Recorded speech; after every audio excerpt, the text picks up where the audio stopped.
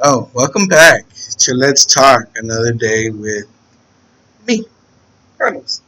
So, as you can see, I'm sporting these nice glasses because we're going to be talking about how this whole thing went with Lomachenko and HAney. Evidently, those judges were not watching the same fight and actually need to be wearing some sunglasses or some regular glasses. I don't know. Something prescription, something keep the lights out of their eyes. I don't know. Because I feel like nobody was watching the same fight that they were. Alright, so let's get into it. As we know, Haney was given the unanimous decision victory this weekend.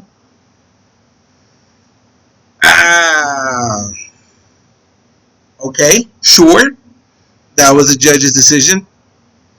Um, but I don't know where that came from. Like, I don't know what rounds were won and by what margin to even give Haney a actual victory. So the fight that I was watching with my handy dandy sunglasses, I'm gonna take them off now. Easily had Loma winning the last 4 rounds. Well, 5 rounds. I'm gonna say from round 8 to 12. From my perspective, Loma clearly won those. I don't know. I don't know. I've heard that people have said that the 12th round was given to Haney. I haven't seen the scorecard yet. I'm still waiting for that. Maybe it's been released and I just haven't found it. I'm gonna look later and we'll dive into the scorecard once I do find it. But I mean, that was crazy. I felt that it should have easily have been a draw. I felt the first 3 rounds belonged to Haney easily. I felt he was more active. Um, and I think it was a fourth round. I believe it was a fourth round that I gave to Lomachenko. And then 5, 6, 7 went to back to Haney. And then 8 through 12 was all Loma. Um, yeah, it was crazy. I felt Loma had the bigger shots, the heavier shots, the ones that got the crowd into it. Um, I don't take nothing from Haney. I mean, he still got in there and he did his job, and he got a win somehow. I'm not sure, but a judge's decision is a judge's decision. Um, but it was pretty. It was a good fight. It was much better than the last two that fought, Davis and Garcia. There was a lot more back and forth, back and forth. But Haney doesn't have, in my opinion, the power that Loma was dishing out. I felt that when it came to a power exchange, Loma was just a tank, just rocking him through the entire match. But I will say that Haney, I felt at times, was much more active, even if he wasn't punching as hard. Um, so it was a clash of styles, I think, in a lot of ways. Quick hands, a lot of hit him a lot, hit him fast. A lot of you are gonna say, well, if you looked at Loma's face after the match, it proves that he was getting rocked. Yeah, he got hit a lot. I mean, there's no two ways around that. Um, but I mean, I don't know. I would have called a draw, um, a tight draw. Um, I saw the interview where Loma started crying. I didn't actually listen to it. I saw it. I didn't want to hear another fighter kind of, I don't know. have an emotional episode. I don't think there's anything wrong with having emotion. I'm not a fan of watching stuff like that. Maybe later on in the future I'll check it out and see what he had to say. I know he said that he gave up the 12th round because he thought he'd won 11. Um, if that's the case,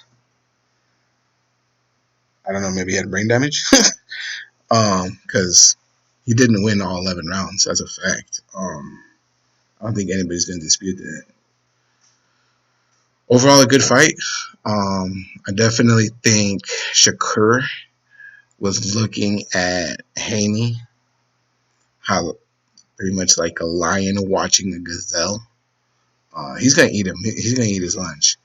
I would love to see a rematch between these two to determine it. You know, Vegas has a way of choosing its winners, you could say. So I don't know. It was a good fight though. You know, both fighters really proved that they wanted to be there and they were gonna fight to be there. If you hear my dog in the background, she's looking for her friends, so don't mind her. So yeah, I want to. There's definitely. I'm not gonna say. Yeah, there's bad blood. I think there's bad blood between it. I'm not blaming Haney. I'm not gonna blame Loma on this because ultimately they do the fighting and the judges do the judging. I think if you are a boxing fan and you think that the judging system in boxing needs to be changed, hit a like, comment. We got to do something about this. We got to make sure that the the judging system changes. Something's got to give here because there's too many times where we're watching fights and the judges are clearly not watching the same thing we are. It's just out of control, really, in my opinion. I feel at times it gets worse.